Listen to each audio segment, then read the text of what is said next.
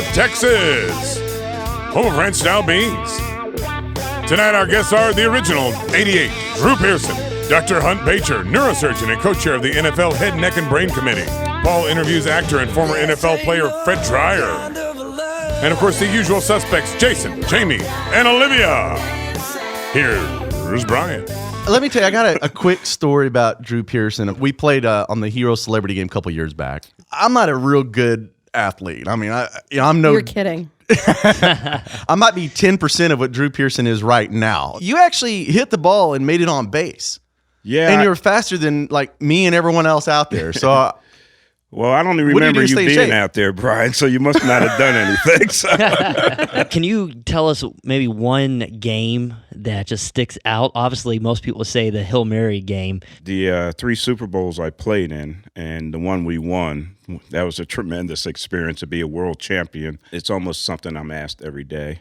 And, they say, you the Hail Mary guy? They refer to the Hail Mary. Or, we just had the 40th anniversary, December 28th, 1975 was the catch. So that, it brought a lot of attention to the Hail Mary. And we're going to talk about NFL concussions. If you had the knowledge back then that you do now, would you still have played professional football? Absolutely. The long-term problems that could come out of playing, even knowing it now, it still would do it. Should the NFL, you think, instruct their players to tackle differently? You've seen it in the USA football and heads-up football.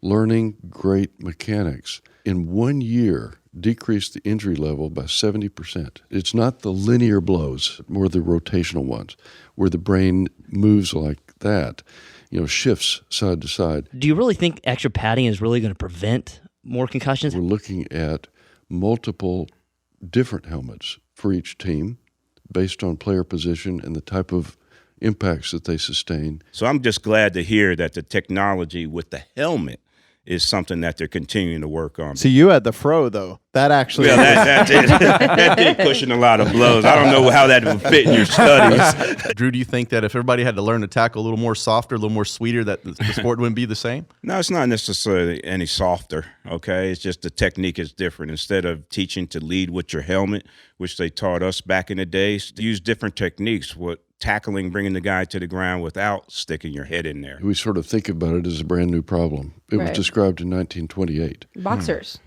Punch-struck syndrome from professional boxers. Fred Dreyer, the great Fred Dreyer. Yeah. You know Fred. I played against him quite a bit. Well, they were picked up near MacArthur Park. Tell you what, I'll go down there and talk to some of the working girls. I'm going to go with you and hold them while you interrogate. What, are you lonely?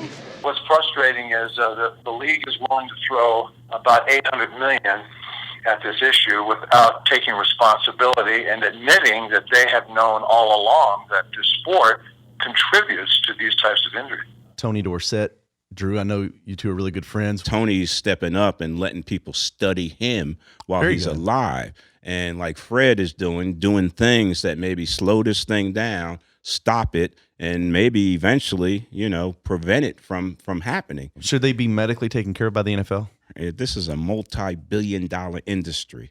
The product is people. Right. You got to take care of the product. You can't just discard the products because we don't need them anymore. Remember, my dad made me play football when I was in the 4th grade. Oh, yeah? And I actually got cut once they realized I'd like to pick flowers more than I'd like to run plays. Do you think the NFL has turned their back on them? Definitely. They're basically saying, we don't care about our past players. We're just going on the current and future players. Well, I have a profit-sharing plan where I work. You're paid for a job that you do, and if you're injured on the job, then you should be compensated just like any other profession. My first year's salary in the NFL was $14,500. Oh, my gosh. My signing bonus was $150. Oh, my gosh. I got paid my signing bonus in cash, 7 20s and a 10. Sports, where men and women play the same sport with the same rules, girls and women have more brain injuries than the men. Wow. Yeah, I'm still trying to understand women, so, I can't give you any insight there, Right. I think there's something wrong with their brains. As best I can tell. You said it, not me. You said it, not me. That explains so much.